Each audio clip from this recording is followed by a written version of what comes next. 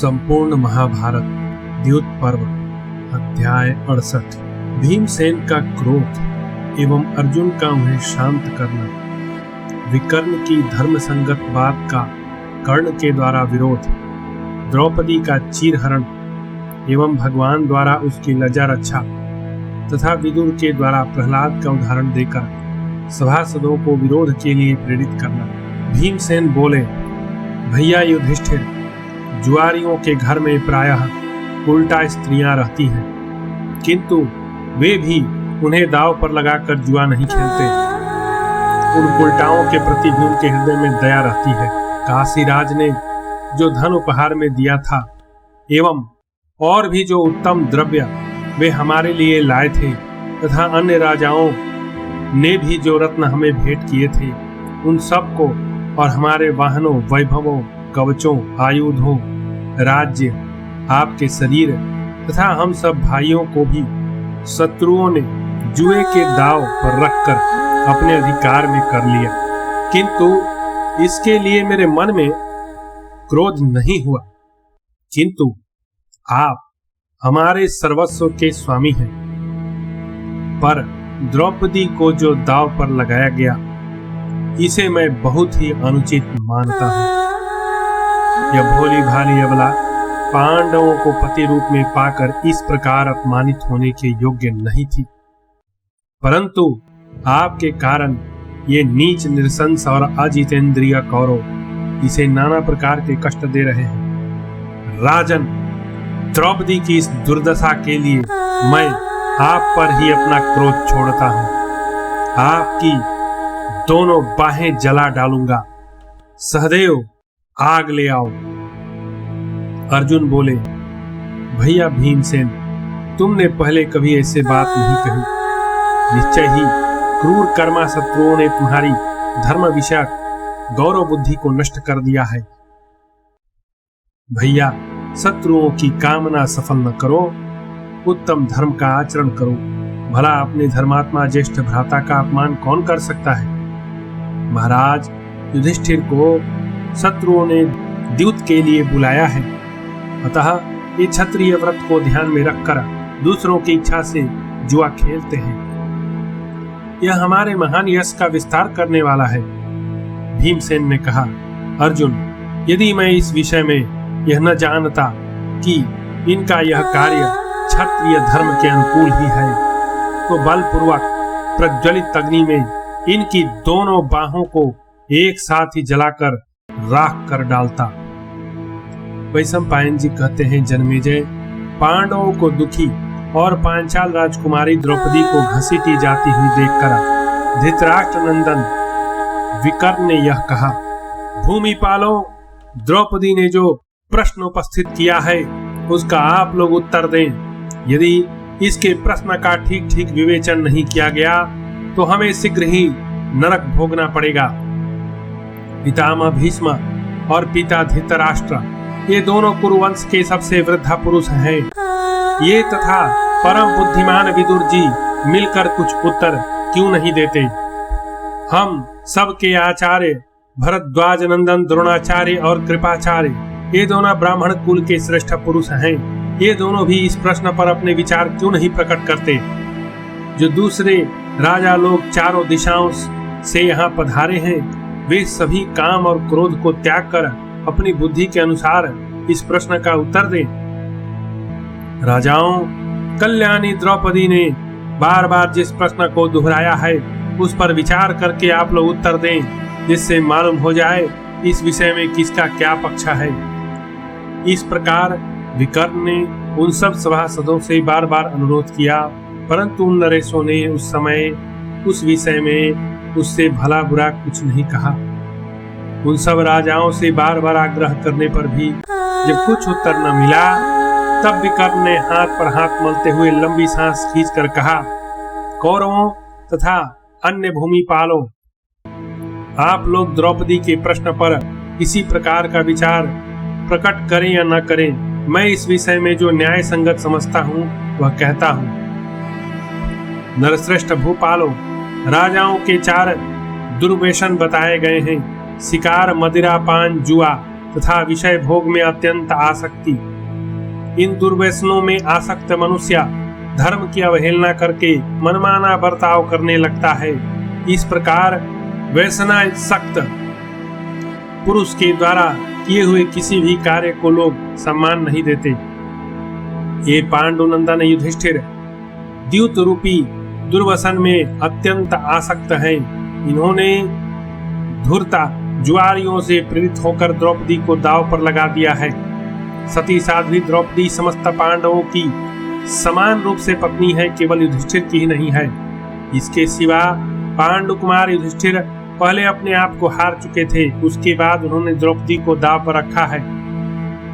सब दावों को जीतने की इच्छा वाले सुबल पुत्र शकुनी ने ही द्रौपदी को दांव पर लगाने की बात उठाई है। इन सब बातों पर विचार करके मैं द्रुपद कुमारी कृष्णा को जीती हुई नहीं मानता। यह सुनकर सभी सभासद विकर्ण की प्रशंसा और सुबल पुत्र शकुनी की निंदा करने लगे। उस समय वहां बड़ा कोलाहल मच गया। उस कोलाहल के शांत होने पर राधानंदन कर्ण क्रोध से मूर्छित हो उसकी सुंदर बाह पकड़कर इस प्रकार बोला। कर्ण ने कहा, विकर्ण, इस जगत में बहुत सी वस्तुएं विपरीत परिणाम उत्पन्न करने वाली देखी जाती हैं। जैसे अग्नि से उत्पन्न हुई अग्नि उसी को जला देती है, उसी प्रकार कोई कोई मनुष्य जिस कुल में उत्पन्न होता है उसी का विनाश करने वाला बन जाता है। रोग यद्यपि शरीर में पलता है, तथापि वह शरीर के बल का नाश करता है। पशु घास को चरते हैं, फिर भी अपने पैरों से उसे कुचल डालते हैं। इसी प्रकार कुरुकुल में उत्पन्न होकर भी तुम अपने ही पक्ष की हानि पहुंचाते हो। विकर्ण, द्रोण, भीष्म, कृप, अश्वत्थामा, महान बुद्धिमान विदुर, धृतराष्ट्र तथा गांधारी ये तुमसे अधिक बुद्धिमान है। द्रौपदी ने बार बार प्रेरित किया है तो भी ये सभासद कुछ नहीं बोलते, क्योंकि ये सब लोग द्रुपद कुमारी को धर्म के अनुसार जीती हुई समझते हैं। धृतराष्ट्र कुमार, तुम केवल अपनी मूर्खता के कारण आप ही अपने पैरों में कुल्हाड़ी मार रहे हो, क्योंकि तुम बालक होकर भी भरी सभा में वृद्धों की सी बातें करते हो। दुर्योधन के छोटे भाई, तुम्हें धर्म के विषय में यथार्थ ज्ञान नहीं है। तुम जो जीती हुई द्रौपदी को नहीं जीती हुई बता रहे हो, इससे तुम्हारे मंद बुद्धि होने का परिचय मिलता है। धृतराष्ट्र कुमार, तुम कृष्णा को नहीं जीती हुई कैसे मानते हो, जबकि पांडवों के बड़े भाई युधिष्ठिर ने द्यूत सभा के बीच अपना सर्वस्व दांव पर लगा दिया है। भरत श्रेष्ठ, द्रौपदी भी तो सर्वस्व के भीतर ही है। इस प्रकार जब कृष्णा को धर्म पूर्वक जीत लिया गया, तब तुम उसे जीती ही क्यों नहीं समझते? युधिष्ठिर ने अपनी वाणी द्वारा कहकर द्रौपदी को दांव पर रखा है। शेष पांडवों ने मौन रहकर उसका अनुमोदन किया है। फिर किस कारण से तुम उसे जीती हुई नहीं मानते हो? अथवा यदि तुम्हारी यह राय हो कि एक वस्त्रा द्रौपदी को इस सभा में अधर्म पूर्वक लाया गया है, तो इसके उत्तर में भी मेरी उत्तम बात सुनो। कुरुनंदन, देवताओं ने स्त्री के लिए एक ही पति का विधान किया है, परंतु यह द्रौपदी अनेक पतियों के अधीन है, अतः निश्चय ही वैश्या है। इसका सभा में लाया जाना कोई अनोखी बात नहीं है। यह एक वस्त्रा अथवा नंगी हो तो भी यहाँ लाई जा सकती है, यह मेरा स्पष्ट मत है। इन पांडवों के पास जो कुछ धन है, जो यह द्रौपदी है, ये तथा जो ये पांडव हैं, इन सब को सुबल पुत्र शकुनी ने यहाँ जुए के धन के रूप में धर्म पूर्वक जीता है। दुशासन, यह विकर्ण अत्यंत मूढ़ है, तथापि विद्वानों की सी बातें बनाता है। इन पांडवों के और द्रौपदी के भी वस्त्र उतार लो। वैशंपायन जी कहते हैं, जन्मेजय, कर्ण की बात सुनकर समस्त पांडव अपने अपने उत्तरीय वस्त्र उतारकर सभा में बैठ गए। राजन, तब दुशासन ने उस भरी सभा में द्रौपदी का वस्त्र बलपूर्वक पकड़कर खींचना प्रारंभ किया। वैशंपायन जी कहते हैं, जन्मेजय, जब वस्त्र खींचा जाने लगा तब द्रौपदी ने भगवान श्री कृष्ण का स्मरण किया। द्रौपदी ने मन ही मन कहा, मैंने पूर्व काल में महात्मा वशिष्ठ जी की बताई हुई इस बात को अच्छी तरह समझा है। भारी विपत्ति में पड़ने पर भगवान श्री हरि का स्मरण करना चाहिए। इस प्रकार द्रौपदी ने भगवान श्री कृष्ण को इन वचनों द्वारा पुकारा। जन्मेजय ऐसा विचार कर द्रौपदी ने बार बार गोविंद और कृष्ण का नाम लेकर पुकारा और आपत्ति काल में अभय देने वाले लोक प्रपितामह नारायण स्वरूप भगवान श्री कृष्ण का मन ही मन चिंतन किया और उसने ये वचन कहे, गोविंद द्वारका वासिन कृष्ण गोपी जन प्रिय कौरव परिभूता माम किम न जानासि केशव। हे नाथ, हे रमानाथ, व्रजनाथार्तिनाशन कौरवार्णव निमग्नाम मामुधस्वर जनार्दन। हे गोविंदा, हे द्वारिकावासी श्री कृष्ण, हे गोपांगनाओं के प्राण वल्लभ केशव, कौरव मेरा अपमान कर रहे हैं, क्या आप नहीं जानते?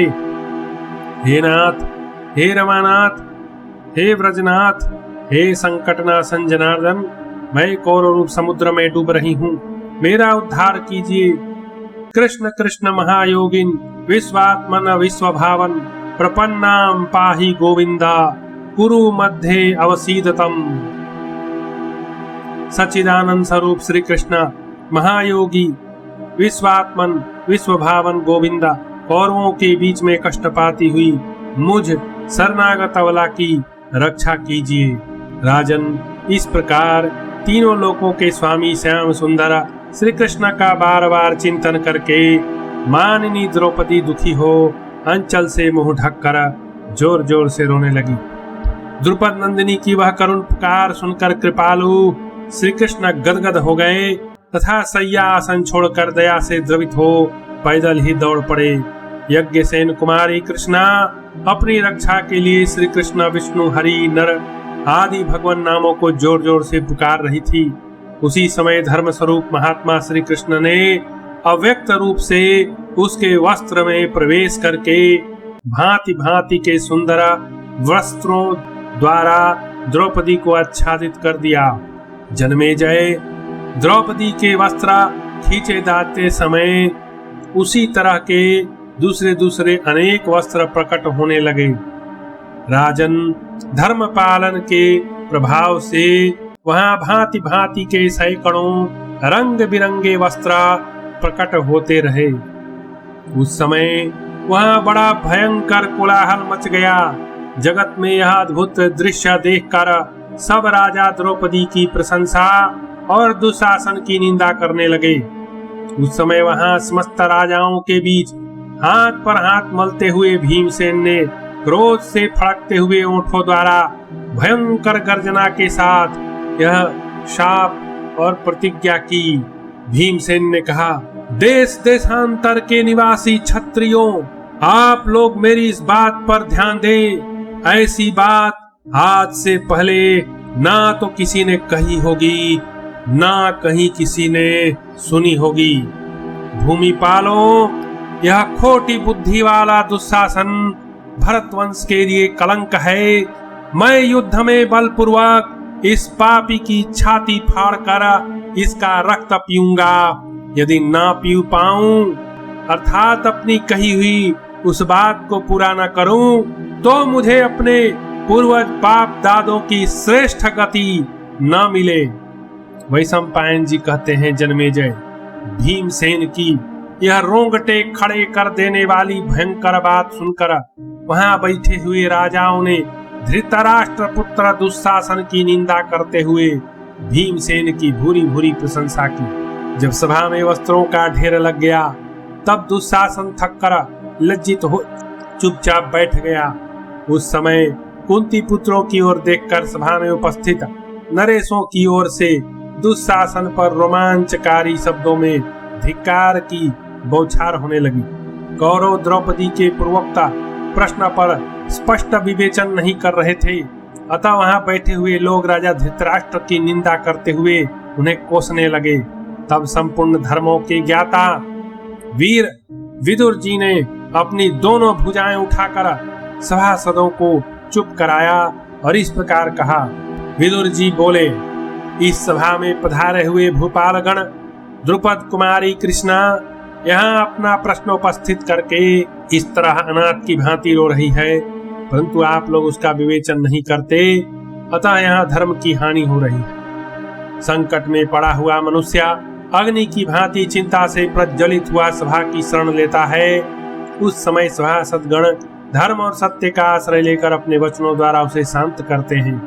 अतः श्रेष्ठ मनुष्य को उचित है कि वह धर्मानुकूल प्रश्न को सच्चाई के साथ उपस्थित करे, और सभासदों को चाहिए कि वे काम क्रोध के वेग से ऊपर उठकर उस प्रश्न का ठीक ठीक विवेचन करें। राजाओं, विकर्ण ने अपनी बुद्धि के अनुसार इस प्रश्न का उत्तर दिया है। अब आप लोग भी अपनी अपनी बुद्धि के अनुसार उस प्रश्न का निर्णय करें। जो धर्मज्ञ पुरुष सभा में जाकर वहां उपस्थित हुए प्रश्न का उत्तर नहीं देता, वह झूठ बोलने के आधे फल का भागी होता है। इसी प्रकार जो धर्मज्ञ मानव सभा में जाकर किसी प्रश्न पर झूठा निर्णय देता है, वह निश्चय ही असत्य भाषण का पूरा फल पाता है। इस विषय में विज्ञ पुरुष प्रहलाद और अंगिरा कुमार मुनि सुधनवा के संवाद रूप इस प्राचीन इतिहास का उदाहरण दिया करते हैं। दैत्यराज प्रहलाद के एक पुत्र था विरोचन। उसका केसनी नाम वाली एक कन्या की प्राप्ति के लिए अंगिरा के पुत्र सुधनवा के साथ विवाद हो गया। दोनों ही उस कन्या को पाने की इच्छा से मैं श्रेष्ठ हूँ ऐसा कहने लगे। मेरे सुनने में आया है कि उन दोनों ने अपनी बात सत्य करने के लिए प्राणों की बाजी लगा दी। श्रेष्ठता के प्रश्न को लेकर जब उनका विवाद बहुत बढ़ गया, तब उन्होंने दैत्यराज प्रहलाद से जाकर पूछा, हम दोनों में श्रेष्ठ कौन है? आप इस प्रश्न का ठीक ठीक उत्तर बोलिए, झूठ न बोलिएगा। प्रहलाद उस विवाद से भयभीत हो सुधनवा की ओर देखने लगे। तब सुधनवा ने प्रज्वलित ब्रह्मदंड के समान कुपित होकर कहा, प्रहलाद, यदि तुम इस प्रश्न के उत्तर में झूठ बोलोगे अथवा मौन रह जाओगे, वज्रधारी इंद्र अपने वज्र द्वारा तुम्हारे सिर के 100 टुकड़े कर देगा। सुधनवा के ऐसा कहने पर प्रहलाद व्यथित हो पीपल के पत्ते की तरह कांपने लगे, और उसके विषय में कुछ पूछने के लिए वे महातेजस्वी कश्यप जी के पास गए। प्रहलाद बोले, महाभाग, आप देवताओं, असुरुत्था ब्राह्मणों के भी धर्म को जानते हैं। मुझ पर एक धर्म संकट उपस्थित हुआ है, उसे सुनिए। मैं पूछता हूँ कि जो प्रश्न का उत्तर ही न दे अथवा असत्य उत्तर दे दे, उसे परलोक में कौन से लोग प्राप्त होते हैं, मुझे बताइए। कश्यप जी ने कहा, जो जानते हुए भी काम क्रोध तथा भय से प्रश्नों का उत्तर नहीं देता, वह अपने ऊपर वरुण देवता के सहस्रों पास डाल लेता है। जो गवाह गाय बैल के ढीले ढाले कानों की तरह शिथिल हो, दोनों पक्षों के संबंध बनाए रखकर गवाही नहीं देता, वह भी अपने को वरुण देवता के सहस्रों पासों से बांध लेता है। 1 वर्ष पूरा होने पर उसका एक पास खुलता है। अतः सच्ची बात जानने वाले पुरुष को यथारूप से सत्य बोलना चाहिए। जहाँ धर्म अधर्म से विद्ध होकर सभा में उपस्थित होता है, उसके कांटे को उससे विधे हुए सभासद लोग नहीं काट पाते, अर्थात उनको पाप का फल भोगना पड़ता है। सभा में जो अधर्म होता है, उसका आधा भाग स्वयं सभापति ले लेता है। 1/4 भाग करने वालों को मिलता है और 1/4 उन सभासदों को प्राप्त होता है जो निंदनीय पुरुष की निंदा नहीं करते। जिस सभा में निंदा के योग्य मनुष्य की निंदा की जाती है, वहाँ सभापति निष्पाप हो जाता है, सभासद भी पाप से मुक्त हो जाते हैं और सारा पाप करने वाले को ही लगता है। प्रहलाद, जो लोग धर्म विषयक प्रश्न पूछने वाले को झूठ उत्तर देते हैं, वे अपने इष्टापुट धर्म का नाश करते हैं और पीछे उनकी 7-7 पीढ़ियों के भी पुण्य का वे हनन करते हैं। जिसका सर्वस्व छीन लिया गया हो, उसे जो दुख होता है, जिसका पुत्र मर गया हो, उसे जो शोक होता है, ऋणग्रस्त और स्वार्थ से वंचित मनुष्य को जो क्लेश होता है, पति से विहीन होने पर स्त्री को तथा राजा के कोप भाजन मनुष्य को जो कष्ट उठाना पड़ता है, पुत्रहीना नारी को जो संताप होता है, शेर के चंगुल में फंसे हुए प्राणी को जो व्याकुलता होती है, सौत वाली स्त्री को जो दुख होता है, साक्षियों ने जिसे धोखा दिया हो, उस मनुष्य को जो महान क्लेश होता है, इन सभी प्रकार के दुखों को देवताओं ने समान बतलाया है। झूठ बोलने वाला मनुष्य उन सभी दुखों का भागी होता है। समक्ष दर्शन, श्रवण और धारण से साक्षी संज्ञा होती है, अतः सत्य बोलने वाला साक्षी कभी धर्म और अर्थ से वंचित नहीं होता। कश्यप जी की यह बात सुनकर प्रहलाद ने अपने पुत्र से कहा, विरोचन, सुधनवा तुमसे श्रेष्ठ है, उसके पिता अंगिरा मुझसे श्रेष्ठ हैं और सुधनवा की माता तुम्हारी माता से श्रेष्ठ है। अब यह सुधनवा ही तुम्हारे प्राणों का स्वामी है। सुधनवा ने कहा, दैत्यराज, तुम पुत्र स्नेह की परवाह न करके जो धर्म पर डटे रह गए, इससे प्रसन्न होकर मैं तुम्हारे पुत्र को यह आज्ञा देता हूँ कि यह 100 वर्षों तक जीवित रहे। विदुर जी कहते हैं, सभासदों, इस प्रकार इस उत्तम धर्ममय प्रसंग को सुनकर आप सब लोग द्रौपदी के प्रश्न के अनुसार यह बतावें कि उसके संबंध में आपकी क्या मान्यता है। वैशंपायन जी कहते हैं, जन्मेजय, विदुर की बात सुनकर भी सब राजा लोग कुछ न बोले। उस समय कर्ण ने दुशासन से कहा, इस दासी द्रौपदी को अपने घर ले जाओ। द्रौपदी लज्जा में डूबी हुई थर थर कांपती पांडवों को पुकारती थी। उस दशा में दुशासन ने उस भरी सभा के बीच उस बेचारी दुखिया तपस्विनी को घसीटना आरंभ किया। इस प्रकार श्री महाभारत सभा पर्व के अंतर्गत द्यूत पर्व में द्रौपदी को भरी सभा में खींचना, इस विषय से संबंध रखने वाला 68वां अध्याय पूरा हुआ।